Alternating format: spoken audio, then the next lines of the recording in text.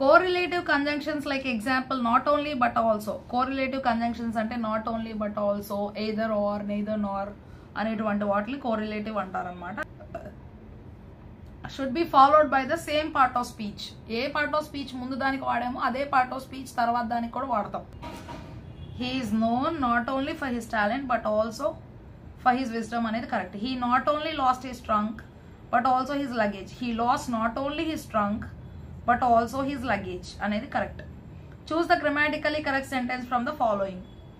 Laxman is only rich. Lakshman is only not rich but not also popular. అసలు దీనికి సెంటెన్స్కి ఒక అర్థం లేదు. ఈజ్ ఓన్లీ అని చెప్తున్నాడు, అప్పుడు రిచ్ రావాలి, మళ్ళీ నెగేషన్ నాట్ వచ్చింది.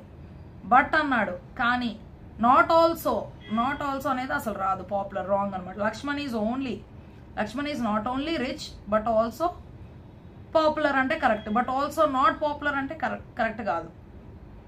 లక్ష్మణ్ ఈజ్ అన్నప్పుడు అదేంటో చెప్పాలి.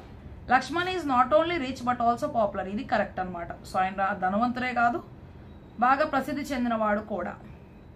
Lakshman is not only rich and popular. Okay, so is not only rich and popular అనేది కూడా రాంగ్ అనమాట. మూడో ఆప్షన్ సరైనది. నాట్ ఓన్లీ బట్ ఆల్సో అనే కంజంక్షన్ సరిగా వాడబడింది మూడో సెంటెన్స్ లో అనమాట.